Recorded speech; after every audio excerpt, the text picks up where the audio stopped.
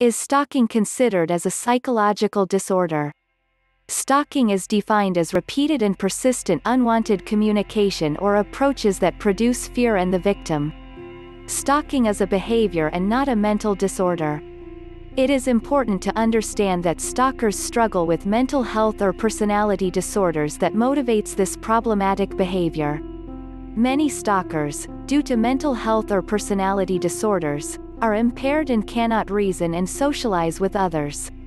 For the most part, individuals who would be labeled a stalker often suffer from the lack of social skills and find communicating with others challenging. In reality, most stalkers do not suffer from hallucinations or delusions, although many do suffer from other forms of mental illness including depression, substance abuse, and personality disorders. Men are the stalkers, but women can also become stalkers as well. About 80% of women are victims of stalkers. Some common characteristics of stalkers are discussed below. Intimacy seeking. They believe they are loved or will be loved by the victim. Often they focus on someone of higher social status. This person is mentally ill and delusional. Obsessed. This type of individual constantly thinks about the person they idolize. Stalking is about obsession. It is clear that when people fixate and stalk another individual, they are psychologically unstable. These stalkers are relatively common and tend to be a casual acquaintance or isolated, loner. Rejected. These perpetrators have been in a previous relationship, usually abusing and controlling in nature.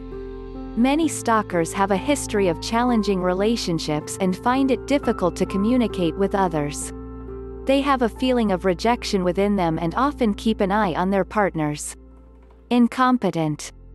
These stalkers would be suitors seeking a partner. Given their ignorance or indifference to the usual courting rituals, they use methods that are, at best, counterproductive and, at worst, terrifying.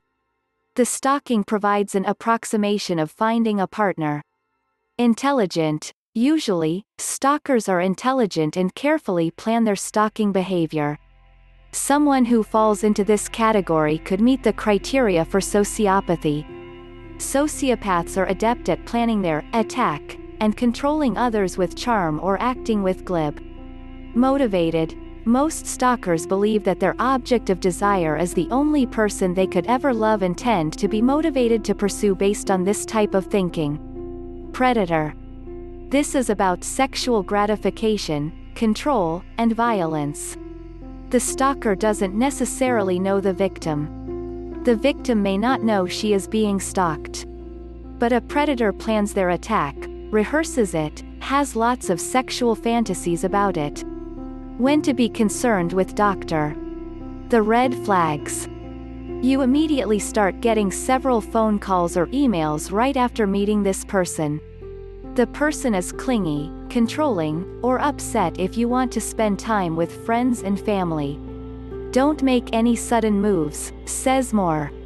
Don't tell them, I don't want anything does with you. By rejecting that person, there is a chance of violence.